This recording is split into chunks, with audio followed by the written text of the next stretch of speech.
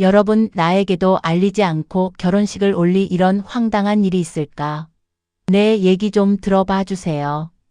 가을 햇살이 요양원 복도 창문을 통해 스며든다. 휠체어를 탄 할머니들이 삼삼오오 모여 앉아 오순도순 이야기를 나누는 평온한 오후. 그 사이로 지팡이를 짚고 천천히 걸어가는 한 여성의 모습이 보인다. 김정희 64. 오른쪽 다리를 약간 절뚝거리며 걷는 그녀의 모습에서도 여전히 생기가 느껴진다. 단정히 빗어 넘긴 머리, 깔끔하게 입은 회색 가디건. 비록 몸이 불편하지만 스스로를 포기하지 않은 사람만이 가질 수 있는 품격이 있다. 5해 전 뇌출혈이라는 청천벽력 같은 소식과 함께 한쪽 몸이 굳어버렸다. 이혼 후 혼자 살아온 터라.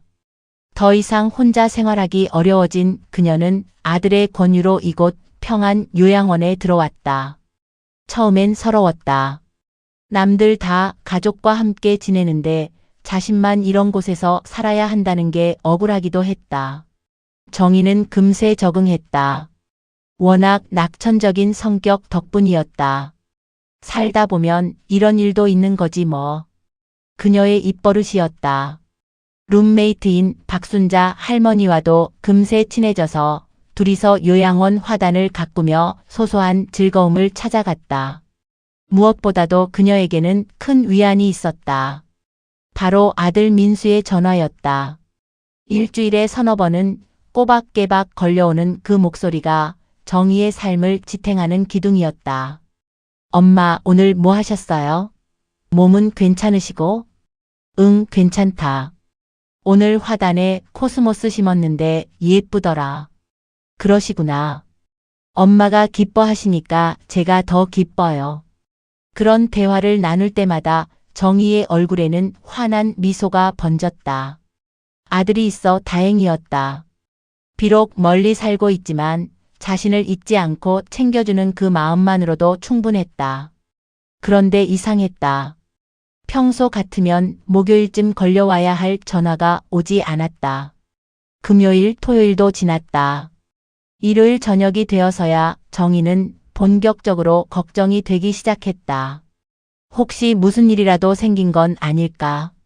정희는 여러 번 아들에게 전화를 걸어보려 했지만 괜히 귀찮게 하는 건 아닌지 망설여졌다. 민수는 대기업에서 일하는 바쁜 직장인이었다. 야근도 많고 출장도 자주 다녔다. 바빠서 그런 거겠지. 라고 스스로를 달래보았지만 마음 한구석은 계속 불안했다. 월요일이 지나고 화요일이 되었다. 정희는 잠도 제대로 못 잤다. 밥맛도 없었다. 룸메이트 순자 할머니가 정희야, 왜 그래? 얼굴이 안 좋아 보이네라고 걱정할 정도였다. 수요일 오후. 더 이상 참을 수 없었던 정희는 떨리는 손으로 스마트폰을 꺼냈다. 아들이 선물해준 휴대폰이었다. 처음엔 사용법을 몰라서 헤맸지만 요양원 젊은 간병인들의 도움으로 카카오톡 정도는 할 수 있게 되었다. 민수야, 괜찮니? 엄마 걱정돼서 그래. 메시지를 보내려고 대화창을 열었다가 정희는 그만 숨이 멎을 뻔했다. 거기에는 그녀가 전혀 예상하지 못한 사진들이 가득했다. 화려한 웨딩드레스를 입은 예쁜 신부. 턱시도를 멋지게 차려입은 신랑. 그리고 그 신랑이 바로 자신의 아들 민수였다. 축하해 주셔서 감사합니다. 행복하게 살겠습니다. 앞으로도 많은 관심과 사랑 부탁드립니다. 단체 카카오톡방에 올라온 결혼 감사 인사였다. 사진 속 민수는 환하게 웃고 있었다. 신부도 아름다웠다. 웨딩홀은 꽃으로 가득했고 하객들은 박수를 치며 축복해주고 있었다. 정희의 손에서 휴대폰이 떨어질 뻔했다. 가슴이 철렁 내려앉으며 세상이 돌아가는 것 같았다. 이게 뭐야? 입술이 바들바들 떨렸다. 믿을 수가 없었다. 자신의 아들이, 자신의 유일한 혈육이 결혼을 했다고? 그것도 자신은 전혀 모르게? 사진을 다시 보니 더욱 충격적이었다. 양가 부모님이 함께 찍은 사진도 있었다. 신부 부모님은 정중하게 인사하는 모습이고 신랑 아버지, 그러니까 자신의 전 남편도 말끔한 정장을 입고 미소를 짓고 있었다. 그런데 자신만 없었다. 어머니는 없었다. 왜? 왜 나만? 정희는 그 자리에 주저앉고 싶었다. 다리에 힘이 풀렸다.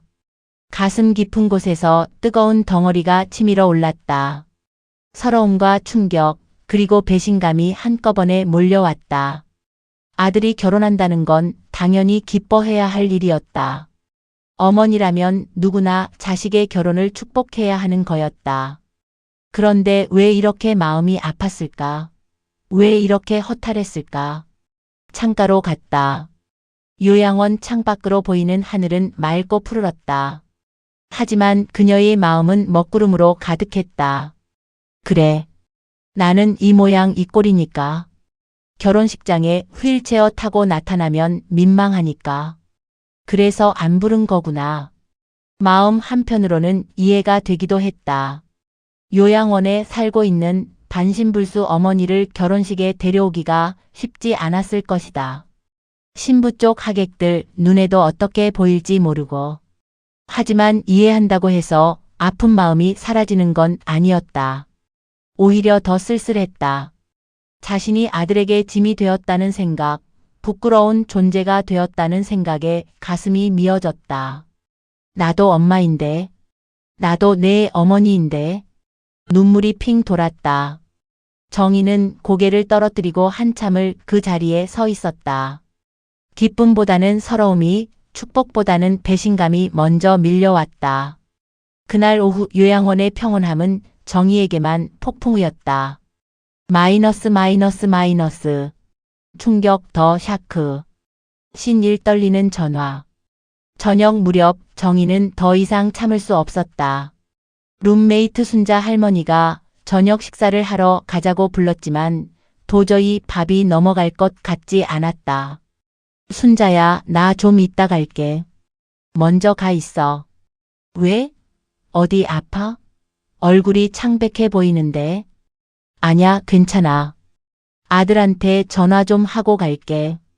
순자 할머니는 걱정스러운 눈빛으로 정희를 바라보다가 조용히 방을 나갔다. 정희는 혼자 남은 방에서 한참을 멍하니 앉아 있었다. 손은 자꾸 떨렸다. 전화를 걸어야 하는데 용기가 나지 않았다. 뭐라고 말해야 할지도 모르겠고 아들이 뭐라고 대답할지도 궁금하면서 두렵기도 했다. 결국 정희는 떨리는 손으로 민수의 번호를 눌렀다. 신호음이 3번 울렸다. 그리고 익숙한 목소리가 들렸다. 네, 엄마. 평소보다 목소리가 차가웠다. 뭔가 경계하는 듯한 느낌이었다. 민수야. 정희는 목이 메어서 말이 나오지 않았다. 카카오톡에서 본 그 화려한 결혼식 사진들이 눈앞에 다시 떠올랐다. 너 정말 결혼을 한 거니? 긴 침묵이 흘렀다. 정희는 가슴이 두근거려서 죽을 것 같았다. 네, 단 한마디.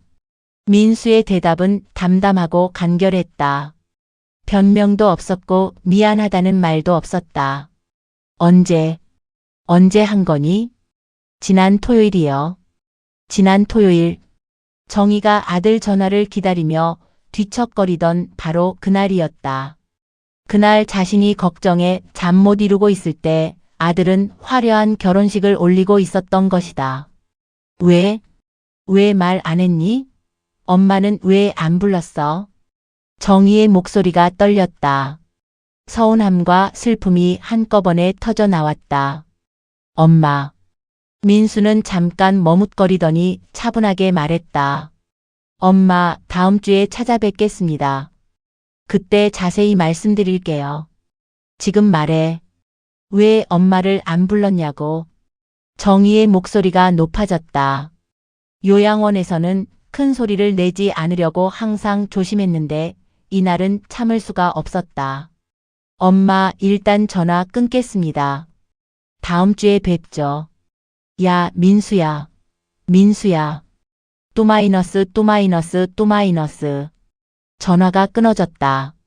정희는 멍하니 휴대폰을 바라보았다. 믿을 수가 없었다.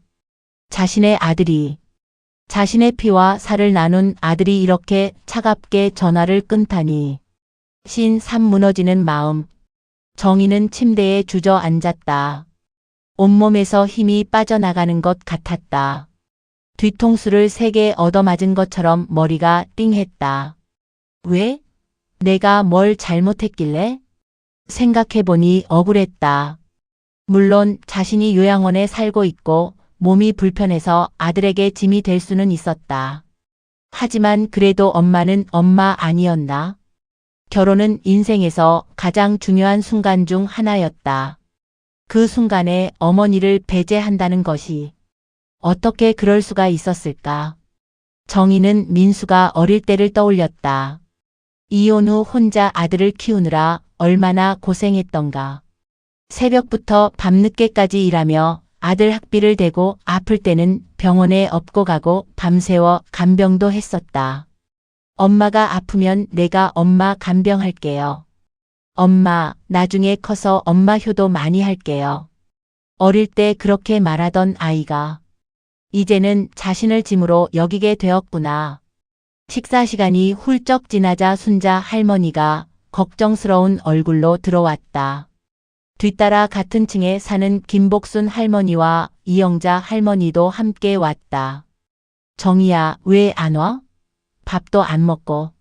얼굴 보니까 울었네. 무슨 일이야? 정희는 그제서야 자신이 울고 있었다는 걸 깨달았다. 뺨에 눈물이 흘러내리고 있었다. 아니야, 괜찮아. 무슨 소리야. 이 모양 이 꼴로 괜찮기는. 무슨 일인데? 할머니들의 다정한 걱정이 오히려 정희의 마음을 더 무너뜨렸다. 결국 정희는 모든 걸 털어놓았다. 아들의 비밀 결혼, 자신을 배제한 결혼식, 그리고 차가월던 전화 통화까지. 어머머, 세상에 그런 일이. 아이고 정희야. 그걸 어떻게 혼자 참고 있었어. 못된 녀석이네. 엄마를 어떻게 그렇게 대할 수가 있어. 할머니들은 한 목소리로 민수를 비난했다. 아무리 몸이 불편하다고 해도 엄마는 엄마지. 결혼식에 엄마 안 부르는 놈이 어디 있어. 인사라도 시켜야 하는 거 아냐? 며느리 얼굴도 못 보게 하고. 그들의 분노와 위로가 정희에게는 오히려 더 큰 상처가 되었다. 자신이 이렇게 동정받을 만한 처지가 되었구나 하는 생각이 들어서였다. 그날 밤 정희는 잠들 수 없었다. 천장을 바라보며 온갖 생각이 머릿속을 맴돌았다. 내가 너무 예민하게 반응하는 걸까? 아들 입장에서는 어쩔 수 없었을까? 하지만 그래도 너무하잖아. 감정이 복잡했다. 분노와 서운함, 그리고 묘한 자책감까지 뒤섞여 있었다. 혹시 자신이 아들에게 너무 의존적이었던 건 아닐까? 아들도 자신만의 인생이 있는데 자신이 너무 간섭하려 했던 건 아닐까? 하지만 다시 생각해봐도 억울했다. 간섭한 것도 아니고 그저 함께 기뻐하고 축복해주고 싶었을 뿐인데. 새벽이 되어서야 정희는 잠깐 눈을 붙였다. 그러나 그마저도 악몽에 시달렸다. 꿈속에서 민수의 결혼식장이 보였는데 자신만 문 밖에서 들여다보고 있었다. 아무리 문을 두들겨도 아무도 자신을 알아보지 못하는 꿈이었다. 다음 날 아침 정희는 일찍 일어났다. 평소보다 더 일찍. 하지만 아침 식사도 거의 하지 못했다. 입맛이 없었다. 정희야, 밥 좀 먹어. 기운이 없어 보여. 괜찮아. 나중에 먹을게. 정희는 식사를 마친 척하고 자리에서 일어났다. 그리고 간병인에게 말했다. 잠깐 밖에 나갔다 올게요. 어디 가세요? 혼자 가시면 안 되는데. 괜찮아요. 멀리 안 가요. 근처 절에 잠깐 다녀올게요. 요양원 근처에는 작은 절이 하나 있었다. 대원사라는 이름의 그 절은 평소에도 요양원 어르신들이 종종 산책하러 가는 곳이었다. 정희는 지팡이를 짚고 천천히 그 절로 향했다. 가을 햇살이 따뜻했지만 그녀의 마음은 여전히 차가웠다. 한 발 한 발 내디딜 때마다 어제 있었던 일들이 다시 떠올랐다. 절 입구에 다다르자 풍경 소리가 들렸다. 맑고 청량한 소리였다. 정희는 그 소리를 들으며 잠깐 발을 멈췄다. 스님께 이야기라도 해볼까? 갑자기 그런 생각이 들었다. 마음속에 쌓인 이야기들을 누군가에게 털어놓고 싶었다. 아무도 판단하지 않을 사람, 그저 들어줄 수 있는 사람에게. 정희는 천천히 절 안으로 들어갔다. 그리고 그곳에서 자신의 인생이 조금씩 달라지기 시작할 만남을 하게 될 줄은 몰랐다. 마이너스. 신일 대원사의 오후. 대원사는 그리 크지 않은 절이었다. 요양원에서 걸어서 10분 거리에 있는 이 작은 산사는 도심의 번잡함과는 거리가 먼 조용하고 평화로운 곳이었다. 단풍이 물들기 시작한 나무들이 절을 둘러싸고 있었고 마당에는 국화꽃이 곱게 피어 있었다. 정희는 지팡이를 짚고 대웅전 앞에 섰다. 평소 같으면 부처님께 삼배를 올리고 소원을 빌었을 텐데 오늘은 그럴 기분이 아니었다. 마음이 너무 복잡하고 어수선해서 무엇을 빌어야 할지도 모르겠었다. 보살님, 무슨 근심이 있으신가 봅니다. 뒤에서 나지막한 목소리가 들렸다. 정희는 돌아보았다. 50대 정도로 보이는 스님이 자비로운 미소를 지으며 서 있었다. 회색 승복에 온화한 인상. 눈빛이 맑고 깊었다. 아, 스님, 죄송합니다. 정희는 당황해서 인사를 했다. 자신도 모르게 눈가가 촉촉해졌다. 괜찮습니다. 절은 누구에게나 열려있는 곳이니까요. 혹시 이야기 나누고 싶으시면 법당 옆 처소로 오세요. 차라도 한잔 하시죠. 스님의 목소리에는 강요함이 없었다. 그저 자연스러운 배려였다. 낮은 탁자 위에는 차 도구가 정갈하게 놓여 있었고 벽에는 단아한 서예 작품이 걸려 있었다. 평상심시도 마이너스 평상심이 곧 도라는 뜻이었다. 차 좀 드세요. 국화차입니다. 스님은 따뜻한 차를 우려서 정희 앞에 놓았다. 국화향이 은은하게 퍼졌다. 감사합니다. 정희는 두 손으로 찻잔을 받들었다. 따뜻한 기운이 손끝으로 전해져 왔다. 그런데 차를 마시려는데 자꾸 눈물이 날 것 같았다. 스님, 네, 말씀하세요. 제가 너무 못난 엄마인가요? 정희의 목소리가 떨렸다. 참았던 감정들이 스님의 온화한 눈빛 앞에서 무너져 내리기 시작했다. 저희 아들이 결혼을 했어요. 그런데 저는 몰랐어요. 아니, 몰랐다는 게 아니라 안 불렀어요. 정희는 목이 메어서 말을 제대로 할 수 없었다. 스님은 조용히 고개를 끄덕이며 들었다. 카카오톡으로 알게 됐어요. 화려한 결혼식 사진들이 이미 다 끝난 후에 눈물이 하염없이 흘러내렸다. 며칠 동안 혼자 참고 견뎌온 마음의 응어리가 터져 나왔다. 저는 요양원에 살아요. 5해 전에 뇌출혈로 몸이 불편해져서요. 그래도 아들이 일주일에 몇 번씩 전화해서 그게 제 삶의 전부였거든요. 정희는 흐느끼며 자신의 상황을 설명했다. 이혼 후 혼자 아들을 키운 이야기, 아들이 유일한 가족이라는 이야기, 그리고 어제 있었던 차가운 전화 통화까지. 못난 엄마지만 어떻게 이럴 수가 있나요? 아무리 제가 이 모양 이 꼴이라고 해도 결혼식에 엄마를 안 부른다는 게. 스님은 계속 조용히 들었다. 판단하지도 위로하지도 않고 그저 들어주었다. 다들 화를 내요. 어머머, 엄마를 무시한 거 아니냐, 인사라도 시켜야지 이러면서. 정희는 어제 밤 할머니들이 했던 말들을 떠올렸다. 그분들 말이 맞을 수도 있어요.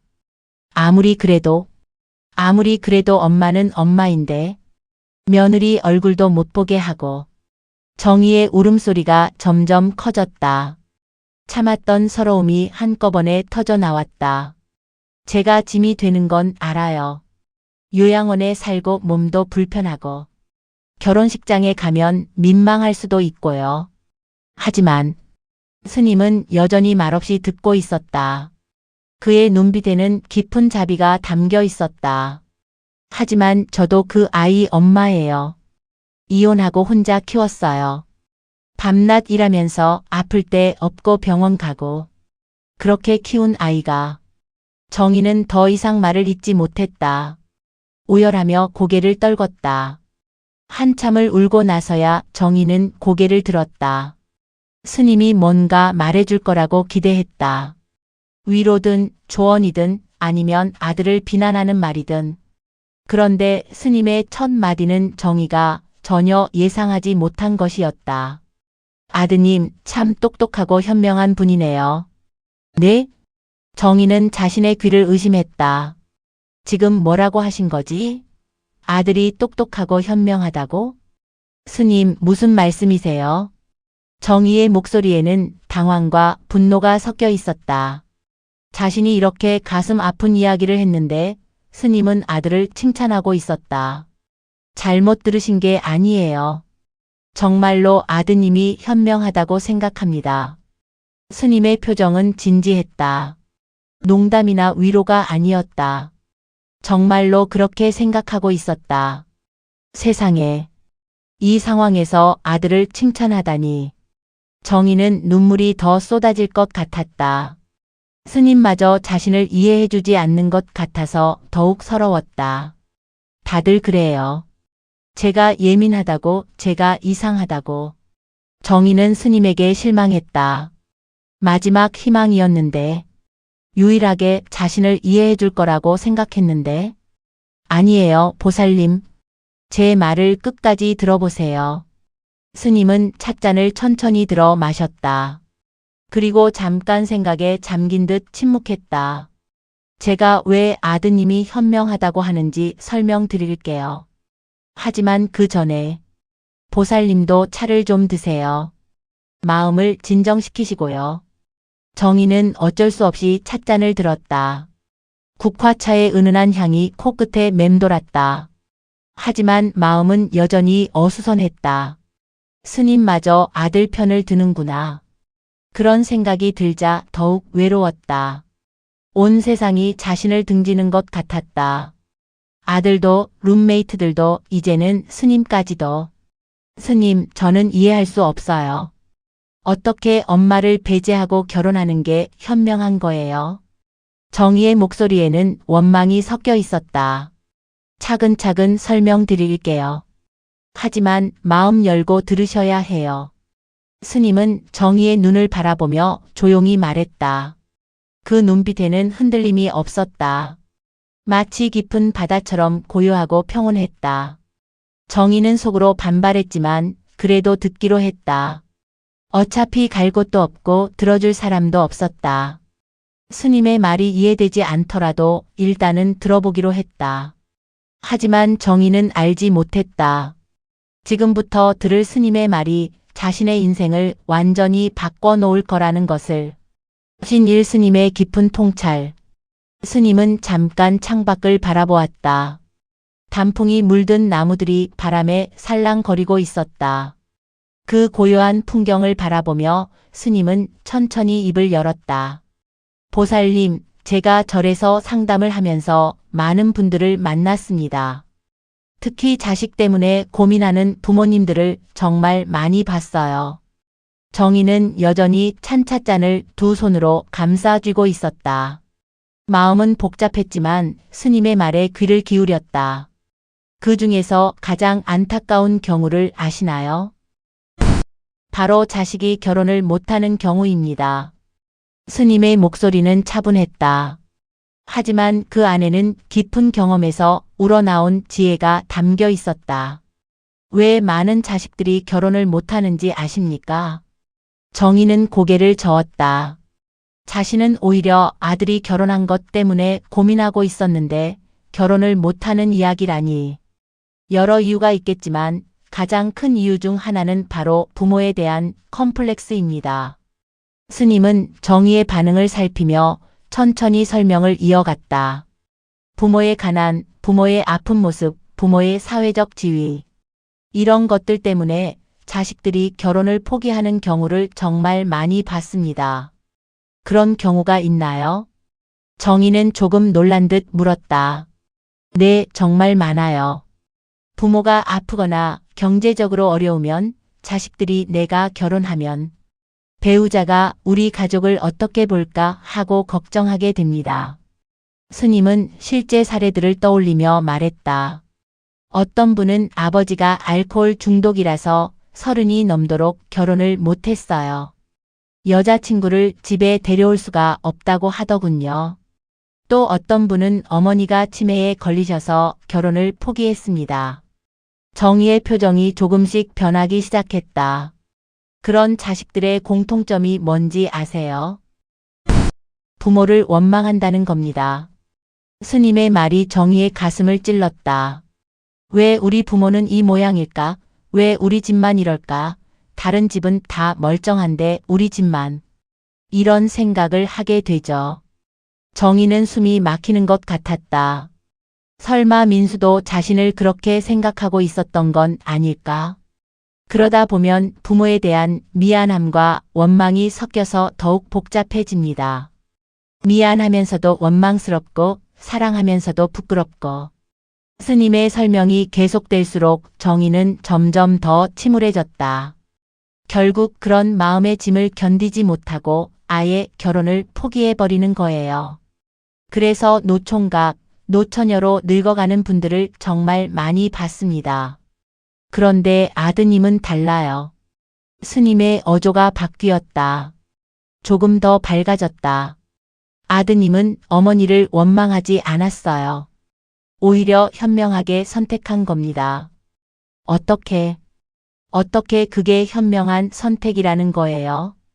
정희의 목소리에는 여전히 이해할 수 없다는 마음이 담겨 있었다. 생각해 보세요. 결혼식장에 어머니가 오신다면 어떨까요? 스님은 구체적인 상황을 그려보라고 했다. 요양원에서 사시는 어머니, 몸이 불편하신 어머니가 휠체어를 타고 결혼식장에 나타나면 신부 쪽 하객들은 어떻게 반응할까요? 정희는 상상해 보았다. 화려한 결혼식장에 자신이 휠체어를 타고 나타나는 모습을 아마 수군거릴 겁니다. 어머, 신랑 어머니가 요양원에 계시나 봐. 몸이 많이 불편하시네. 앞으로 며느리가 고생하겠다. 이런 말들이 나올 거예요. 스님의 말은 냉정했지만 현실적이었다. 신부도 불편할 겁니다. 물론 겉으로는 효부인 척하겠지만 속으로는 이런 시어머니를 평생 모셔야 하나 하는 생각이 들 수도 있어요. 정희는 가슴이 답답했다. 스님의 말이 맞을 수도 있다는 생각이 들었기 때문이다. 그런 불편함과 시선들이 결혼 생활 내내 따라다닐 수 있어요. 신부 가족들도 우리 딸이 고생하겠다 하며 걱정할 테고. 그래서 아들이. 정희는 천천히 이해하기 시작했다. 네, 아드님은 그런 상황을 미리 막은 거예요. 어머니를 지키고 신부를 지키고 그리고 자신의 결혼을 지킨 겁니다. 특히 신부를 생각해 보세요. 스님은 정희가 생각하지 못했던 관점을 제시했다. 결혼 전에 아드님이 신부에게 이런 상황을 설명했을 겁니다. 우리 어머니는 요양원에 계시고 몸이 불편하시다. 결혼식에는 모시지 않겠다. 우리 당사자가 행복하면 된다. 정희는 그런 대화를 상상해 보았다. 처음에는 신부도 어머니를 안 모시면 어떻게 해요 했을 수도 있어요. 하지만 아드님이 설득했을 겁니다. 차라리 나중에 조용히 인사드리는 게 낫다고. 스님의 설명이 점점 구체적이 되어 갔다. 그리고 신부도 납득했을 거예요. 그럼 나중에 따로 인사드리죠. 지금은 우리끼리만 조용히 해요. 이렇게 말이죠. 정말 그럴까요? 정희의 목소리가 작아졌다. 아드님이 신부에게 이렇게 말했을 거예요. 당신이 불편해하지 않기를 바란다. 우리 어머니 때문에 당신이 눈치 보지 않기를 바란다. 이런 배려를 한 거죠. 참 대단한 분이에요. 스님의 눈빛에는 진심 어린 존경이 담겨 있었다. 보통은 부모 눈치, 신부 눈치 사이에서 갈등하다가 결혼 자체를 포기하거나 아니면 모든 걸 부모 탓으로 돌려서 원망하게 되거든요. 정희는 그제서야 다른 관점에서 상황을 보기 시작했다. 하지만 아드님은 달랐어요. 어머니를 원망하지 않으면서도 현실적인 판단을 한 거예요. 어머니를 위해서도, 신부를 위해서도, 그리고 우리 결혼을 위해서도 이게 최선이다라고. 스님은 정희의 변화하는 표정을 지켜보며 계속 설명했다. 어머니를 사랑하기 때문에 이런 선택을 한 거예요. 미워서가 아니라 오히려 사랑하기 때문에. 정희의 눈에 다시 눈물이 맺혔다. 하지만 이번엔 서러움의 눈물이 아니었다. 어머니에게 차갑게 전화를 끊은 것도 마찬가지예요. 스님은 어제 있었던 전화 통화까지 언급했다. 아마 굉장히 마음이 아팠을 거예요. 어머니 목소리에서 서운함과 상처를 느꼈을 테니까. 정희는 어제 민수의 목소리를 떠올렸다. 그때는 차갑다고만 생각했는데. 하지만 전화로는 설명하기 어려웠을 거예요. 자칫 변명처럼 들릴 수도 있고 어머니가 더 상처받을 수도 있고. 그래서 직접 오겠다고. 네, 맞아요. 직접 만나서 천천히 자세히 설명드리려고 하는 거예요. 스님은 정희의 이해를 확인하며 고개를 끄덕였다. 아드님도 힘들었을 거예요.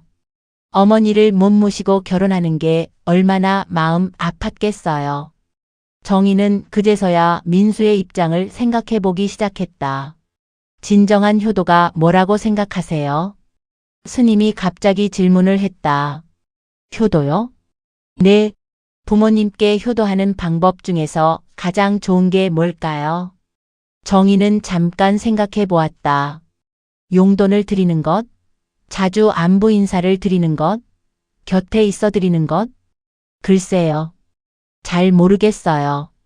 제 생각에는 자식이 행복하게 사는 것이 최고의 효도예요. 스님의 답은 의외였다. 부모가 가장 원하는 건 자식의 행복이잖아요. 자식이 좋은 사람 만나서 가정 꾸리고 행복하게 살면 그보다 더 큰 효도가 어디 있겠어요? 정희는 고개를 끄덕였다. 그 말이 맞았다. 반대로 자식이 부모 때문에 결혼도 못하고 혼자 외롭게 늙어간다면 그게 효도일까요? 아니죠. 아드님은 그걸 알았던 거예요. 엄마를 위해서라도 나는 행복해져야 한다. 결혼해서 가정을 꾸려야 한다. 이렇게 생각한 거죠. 스님의 설명이 점점 설득력 있게 들렸다. 그렇다면 제가 잘못 생각한 거군요. 정희의 목소리가 떨렸다. 지난 며칠 동안 품었던 서운함과 원망이 조금씩 녹아내리기 시작했다. 잘못 생각하신 게 아니에요. 어머니로서 서운하신 건 당연해요. 하지만 아드님의 마음도 이해해 주세요. 스님은 정희의 마음을 다독였다. 아드님은 어머니를 부끄러워한 게 아니에요. 오히려 어머니를 지키려고 한 거예요. 지키려고요? 네. 혹시 결혼식장에서 어머니가 상처받을까 봐, 혹시 신부 가족들이 어머니를 이상하게 볼까 봐. 그런 걱정에서 한 선택이에요. 정희는 마음 깊은 곳에서 무언가가 풀리는 것을 느꼈다. 아드님이 얼마나 현명한지 아세요? 많은 사람들이 그런 상황에서 부모를 원망하거나 아예 결혼을 포기해버리는데 아드님은 모든 것을 지켜낸 거예요. 스님의 말이 끝나자 처소 안에는 잠깐 침묵이 흘렀다. 정희는 찻잔을 바라보며 깊은 생각에 잠겼다. 멀리서 풍경 소리가 들려왔다. 맑고 청량한 그 소리가 정희의 마음도 조금씩 맑게 만들어주는 것 같았다. 정희는 한참 동안 말이 없었다. 스님의 설명을 곱씹어보며 자신의 마음을 들여다보고 있었다. 며칠 전까지만 해도 분명하다고 생각했던 감정들이 이제는 복잡하게 얽혀 있었다. 서운함은 여전했다. 자신의 아들이 결혼하는 순간에 함께하지 못했다는 아쉬움도 남아 있었다. 하지만 그와 동시에 아들을 이해하려는 마음도 생겨났다. 스님 말씀을 들으니 조금 이해가 되는 것 같기도 해요. 정희의 목소리에는 이전과 다른 무언가가 담겨 있었다. 원망과 분노가 아닌 차분한 성찰의 기운이었다. 하지만 여전히 마음이 아파요. 제가 아들에게 짐이 되었다는 생각이 드니까. 보살님, 스님이 정희의 말을 살며시 끊었다. 짐이 아니에요. 사랑하는 사람이에요. 사랑하는 사람이라서 더 신중하게 선택한 거예요. 만약 아드님이 어머니를 짐으로 생각했다면 아예 연락도 안 했을 거예요. 스님의 말이 정희의 가슴에 와닿았다. 그런데 아드님은 어떻게 했나요? 일주일에 몇 번씩 전화드리고 직접 찾아뵙겠다고 하고. 이게 짐으로 여기는 사람이 할 행동인가요? 정희는 그동안 민수가 보여준 관심과 사랑을 떠올렸다. 요양원에 들어올 때도 직접 알아보고 선택해줬고 필요한 것들도 다 챙겨줬다. 정기적인 전화는 물론이고 명절이나 특별한 날에는 항상 찾아왔다. 제가 너무 예민하게 반응한 걸까요? 예민한 게 아니에요. 어머니로서 당연한 반응이에요. 하지만 이제는 다른 관점에서도 생각해 보세요. 스님은 정희의 손을 따뜻하게 바라보며 말했다. 보살님, 어머니가 가장 원하는 게 뭔가요? 제가 원하는 거요? 네, 아드님에게 가장 바라는 게 뭔지요? 정희는 잠깐 생각해 보았다. 사실 답은 명확했다. 행복하게 사는 거죠. 건강하고 좋은 사람 만나서 행복하게. 그렇죠. 그게 바로 어머니의 마음이에요. 스님은 미소를 지었다. 그런데 지금 아드님이 어떤가요? 좋은 사람 만나서 결혼했잖아요. 행복해 하잖아요. 그러게요. 그럼 어머니로서는 기뻐해야 하는 거 아닌가요? 스님의 질문이 정희의 마음을 관통했다. 맞았다. 아들이 행복해하는 것보다 더 중요한 게 어디 있었나. 제가 잘못 생각했네요. 아들이 행복한 게 가장 중요한 건데. 저는 제 서운함만 생각했어요. 정희는 솔직하게 자신의 마음을 인정했다. 서운하신 건 당연해요. 하지만 그 서운함 뒤에 숨어있는 진짜 마음을 찾아보세요. 진짜 마음이요? 네. 서운함의 뒤에는 보통 걱정이 숨어 있어요. 내가 정말 사랑받고 있는 걸까? 내가 정말 소중한 존재일까 하는 불안감 말이에요. 스님의 통찰이 정희의 마음 깊숙한 곳을 건드렸다. 맞았다.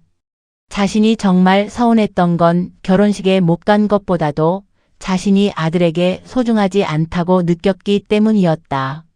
하지만 보세요. 아드님이 얼마나 어머니를 생각하고 있는지. 스님은 정희가 미처 생각하지 못했던 부분들을 짚어주기 시작했다. 아드님이 만약 어머니를 소중하게 생각하지 않았다면 결혼 후에 연락할 필요도 없었을 거예요. 그냥 새 가정에만 신경 쓰면 되니까요. 정희는 고개를 끄덕였다. 그런데 벌써 다음 주에 찾아뵙겠다고 했잖아요. 분명히 신부도 함께 데리고 올 거예요. 어머니께 인사드리려고. 정말 그럴까요? 물론이에요.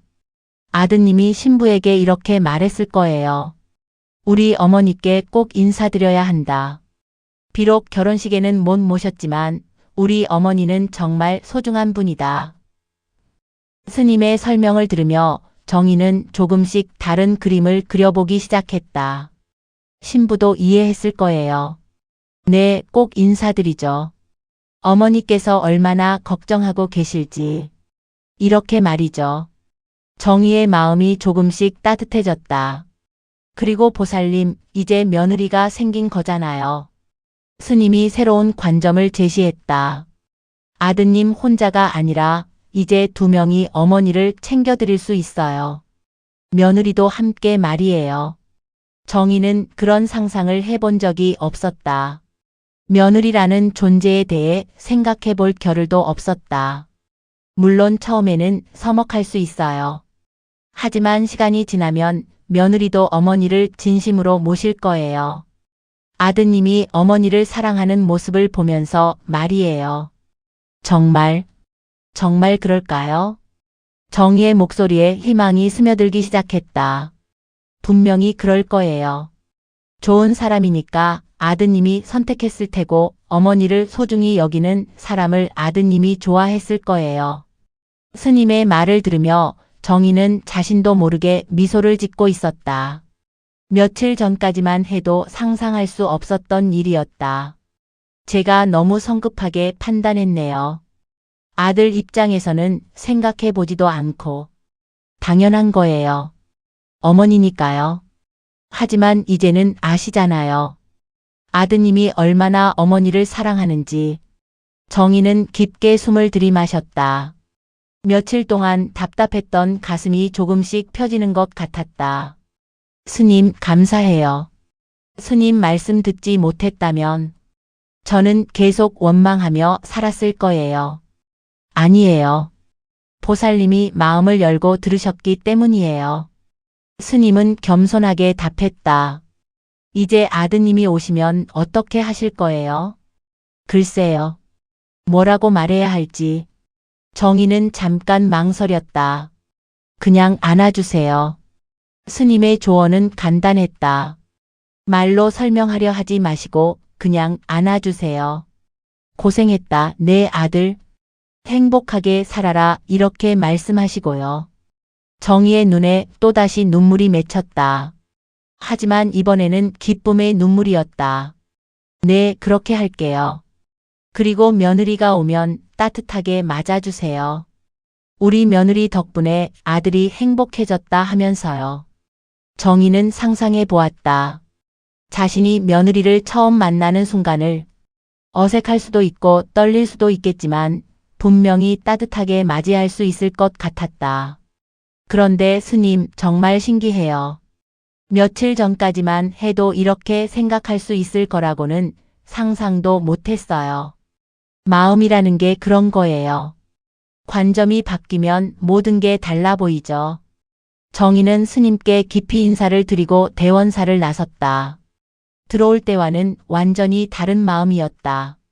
가을 햇살이 여전히 따뜻했지만 이제는 정말로 따뜻하게 느껴졌다. 요양원으로 돌아가는 길, 정희의 발걸음은 가벼웠다. 지팡이를 짚고 걷는 모습은 같았지만 그 표정에는 평온함이 깃들어 있었다. 그래, 내 아들이 행복하면 된 거야.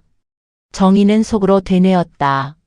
나 때문에 민수가 결혼 못하고 늙어서 혼자 사는 것보다 이렇게 좋은 사람 만나서 가정 꾸리고 행복하게 사는 게 훨씬 나은 거지. 길가에 핀 코스모스꽃이 바람에 흔들리고 있었다. 정희는 잠깐 걸음을 멈추고 그 꽃들을 바라보았다. 작고 여린 꽃이지만 바람에 굴복하지 않고 흔들리면서도 꿋꿋하게 피어 있었다. 나도 저 꽃처럼 살아야지. 흔들리더라도 귀환. 요양원에 도착하자 룸메이트 순자 할머니가 걱정스러운 얼굴로 마중 나왔다. 정희야, 어디 갔다 온 거야? 한참 찾았잖아. 응, 절에 다녀왔어. 절에? 왜? 무슨 일 있었어?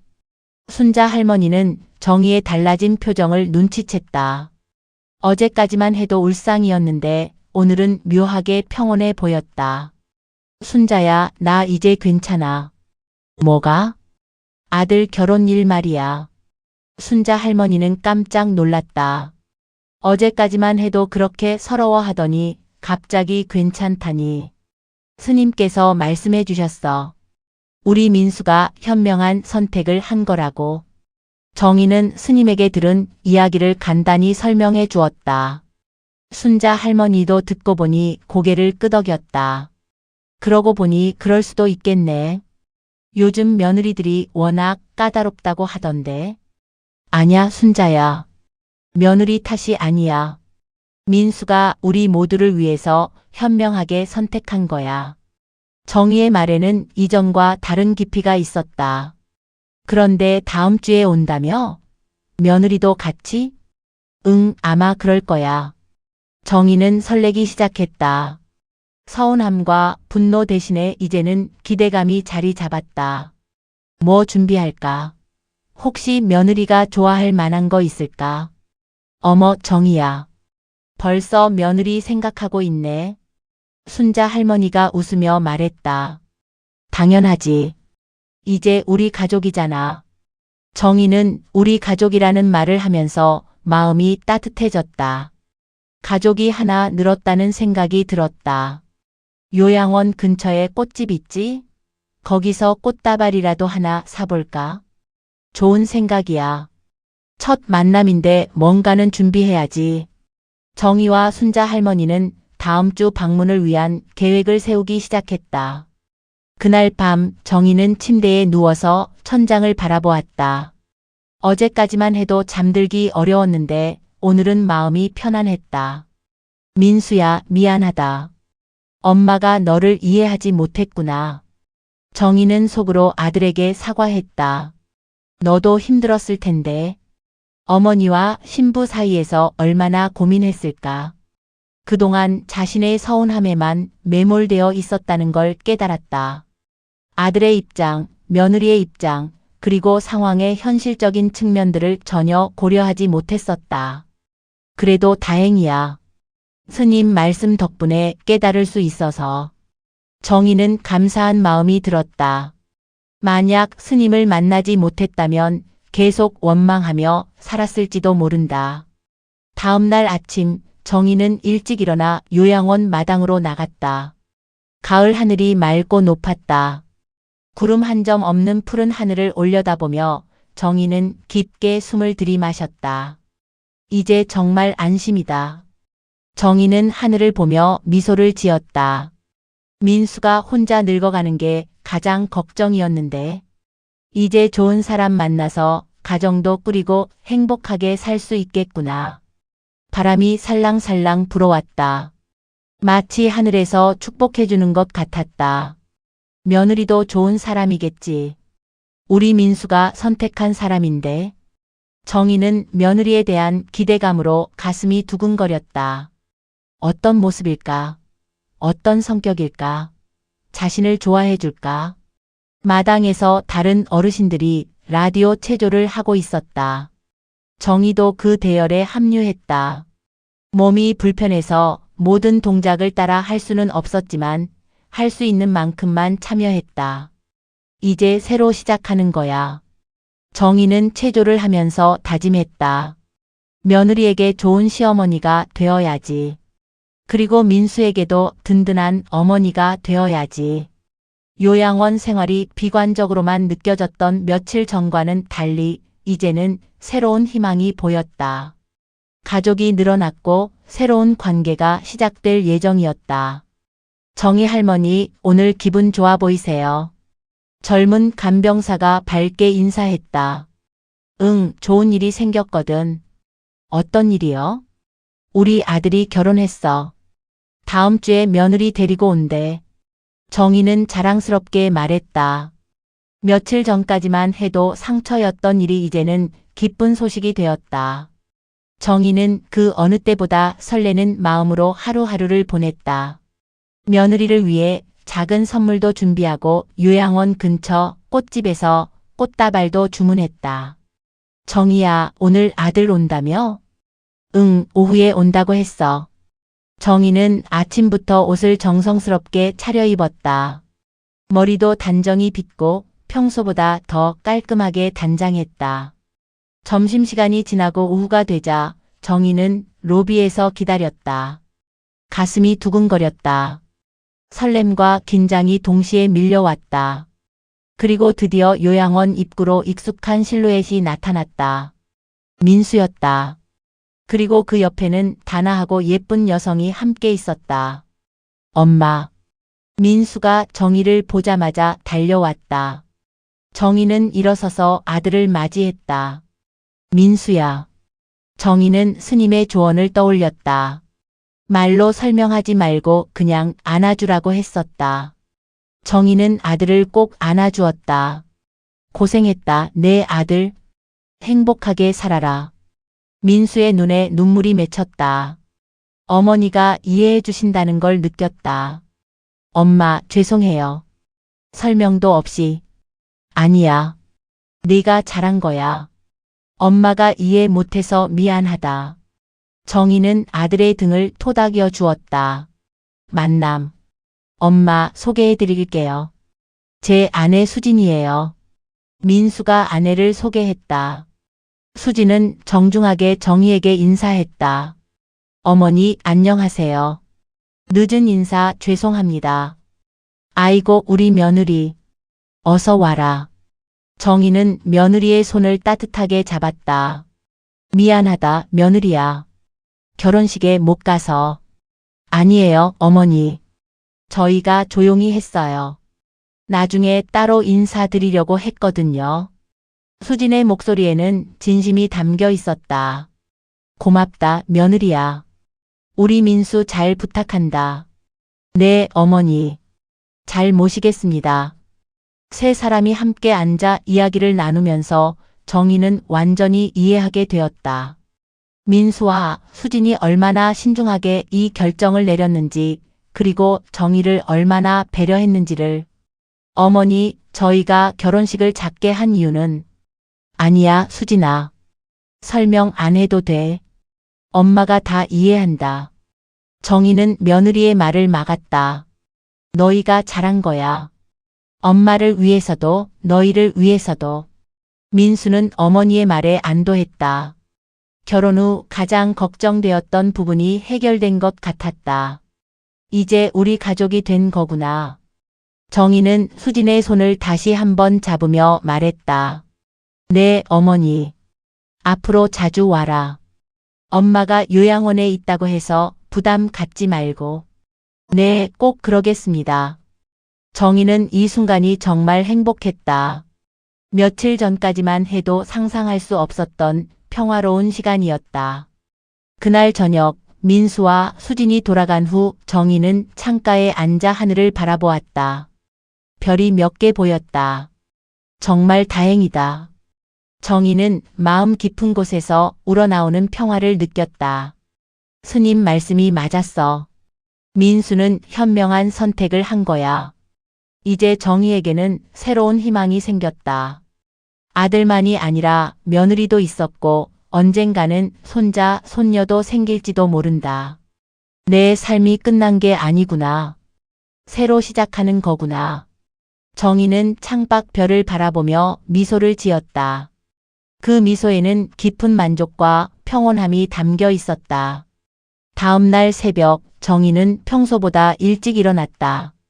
요양원은 아직 조용했고 복도에는 은은한 조명만 켜져 있었다. 정희는 지팡이를 짚고 마당으로 나갔다. 동이 트기 시작하는 하늘이 아름다웠다. 어둠이 물러가고 빛이 스며드는 그 순간이 자신의 마음과 닮아 있다고 생각했다. 이제 정말 새로운 시작이야. 정희는 떠오르는 해를 바라보며 다짐했다. 며느리에게 좋은 시어머니가 되자. 민수에게 든든한 어머니가 되자. 그리고 나 자신에게도 당당한 사람이 되자. 바람이 살랑 불어와 정희의 머리카락을 스쳤다. 그 바람에는 새로운 계절의 기운이 담겨 있었다. 6개월이 지났다. 정희의 방에는 민수와 수진이 보낸 사진들이 가득했다. 신혼여행 사진, 새집 사진, 그리고 최근에는 수진의 임신 소식을 전하는 사진까지. 정희 할머니 또 손자 생긴다며요? 간병사가 웃으며 물었다. 응, 다음 달에 태어날 예정이야. 정희는 자랑스럽게 답했다. 며느리가 임신 내내 자주 왔어. 참 효부야. 정희의 얼굴에는 행복한 미소가 가득했다. 그날 대원사에서 만난 스님께 정말 감사했다. 만약 그분을 만나지 못했다면 지금의 행복은 없었을 것이다. 창밖으로 봄꽃이 피기 시작했다. 정희는 그 꽃들을 바라보며 생각했다. 인생은 참 신기해. 가장 어두울 때가 새로운 시작의 순간이었구나. 그리고 정희는 오늘도 평범하지만 행복한 하루를 시작했다. 아들과 며느리 그리고 곧 태어날 손자를 생각하며 말이다. 저녁 무렵 정희는 다시 대원사를 찾았다. 감사 인사를 드리고 싶어서였다. 스님, 그때 말씀해 주신 덕분에 정말 행복해졌어요. 그게 다 보살님 복이에요. 마음을 열고 이해하려 하셨으니까. 스님은 여전히 자비로운 미소를 지었다. 손자도 곧 태어나요. 며느리가 정말 효부예요. 다행이네요. 이제 정말 행복하시겠어요. 정희는 절을 나서며 마지막으로 하늘을 올려다보았다. 석양이 아름답게 물들어 있었다. 그리고 정희는 확신했다. 자신의 선택이 옳았다는 것을, 그리고 앞으로도 행복한 날들이 계속될 것이라는 것을.